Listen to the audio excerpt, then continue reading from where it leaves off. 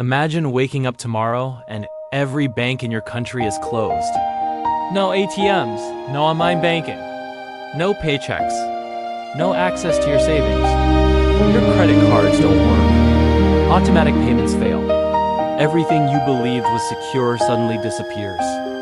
Panic sets in as people realize their money is trapped and no one knows when or if they'll get it back. Sounds like a nightmare, right? But history shows us that it can happen, and it has happened more times than most people realize. From sudden freezes of accounts to full-blown financial collapses, banks and governments act to protect themselves first, often leaving ordinary citizens powerless. Today, we're going to explore the chilling reality of bank failures, why the system is far more fragile than you think, and what you need to know to safeguard your wealth before it's too late. Bank crises are not a modern invention. They are part of history, repeating in patterns we ignore at our own risk.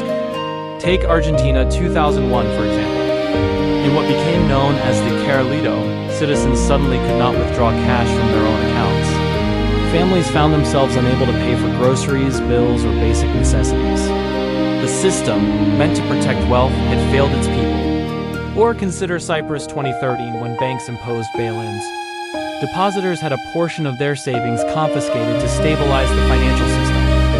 Ordinary citizens, people like you and me, lost access to money they thought was untouchable. In Venezuela, the collapse of the banking system compounded a wider economic crisis, leaving millions with no liquidity, facing hyperinflation, and struggling to survive. Even the United States experienced a similar shock in 1933, during the bank holiday declared to prevent total collapse. Accounts were frozen, businesses struggled, and the public learned a hard lesson. The safety of your money depends not only on your bank, but on the trustworthiness of the entire system. These events share a common truth. When the financial system falters, ordinary people are the first to suffer. Banks and governments prioritize their survival, leaving the public exposed. History is not just a collection of dates, it is a warning, a guide to understanding the fragility of our money and the importance of preparation. So why are banks so vulnerable? The answer lies in the structure of the system itself, fractional reserve banking. Banks lend out more money than they actually hold, relying on trust that not everyone will withdraw at the same time. This works under normal conditions, but when confidence collapses, a run on the bank can occur, forcing banks to freeze accounts or limit withdrawals. Governments and financial authorities often step in to stabilize the system, but historically, these interventions prioritize the institutions, not the individual account holders.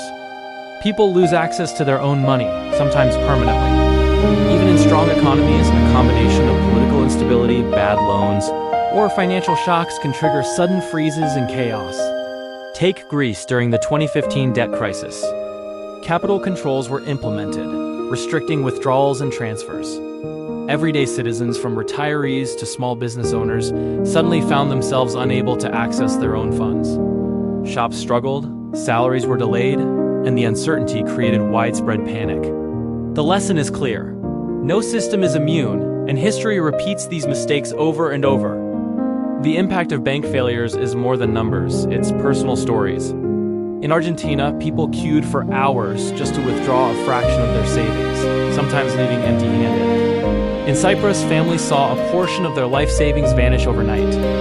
Venezuelans experienced hyperinflation so extreme that even basic goods became unattainable within days, despite having money in the bank. And in Iceland, the 2008 collapse wiped out personal savings and pensions, leaving citizens to rebuild their financial lives from scratch. These stories illustrate one key lesson. The safety of your money is an illusion unless you actively take steps to protect it. Relying solely on banks and governments is risky. Understanding the patterns, warning signs, and historical context is critical to maintaining financial stability for yourself and your family. So, how can you prepare? First, diversify your assets. Don't keep all your money in a single bank account or currency. Spread your wealth across different institutions and asset types. Second, consider alternative stores of value, such as gold, stocks, international accounts, or even cryptocurrencies. These can provide a buffer during crises when traditional banking fails. Third, educate yourself. Learn from financial history and study patterns of collapse. Watch for warning signs like hyperinflation, aggressive bail-ins, or sudden capital controls. Knowledge is your first line of defense. Fourth, prepare for emergencies. Keep some liquidity accessible in cash or stable assets to navigate short-term disruptions. And finally, maintain a mindset of resilience. Financial freedom is not just about earning more. It's about being prepared for when the system falters. The people who survive and thrive during financial crises are not necessarily the richest, they are the most prepared. Understanding history allows you to anticipate risks, protect your wealth, and act before the worst occurs. To truly build financial freedom, you must look past the illusion of safety and prepare for the moments when the system falters. One day the question might not be, what if banks shut down tomorrow? But what do I do now that they already have? History has the answers, but only if you choose to study it. If this video gave you a new perspective on protecting your wealth and understanding the fragility of the financial system, hit subscribe. Join me as we uncover the hidden stories of money, wealth, and financial history, so you're never caught unprepared.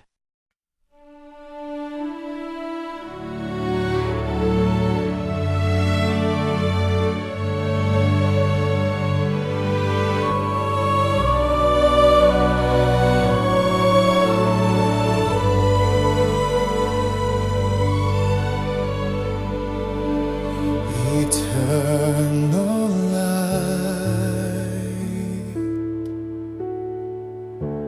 shining ever bright, through darkest night,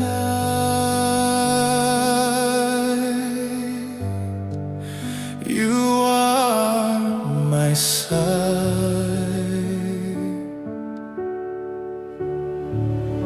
You guide my footsteps. You calm my soul.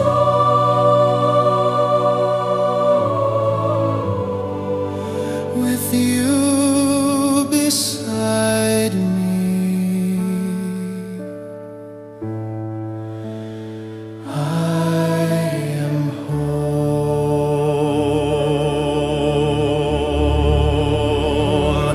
Mountains bow and rivers sing of your mercy, of your King.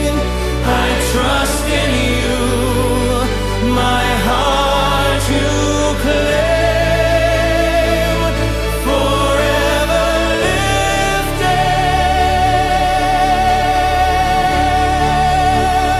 praising your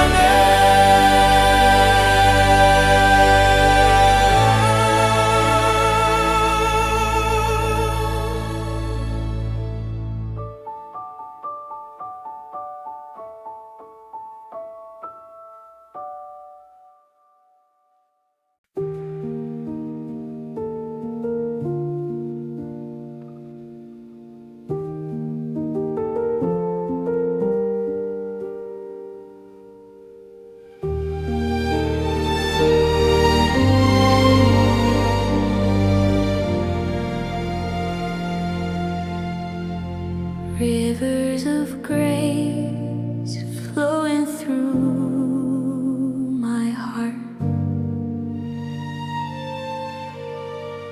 guiding me gently, never to depart. The Lord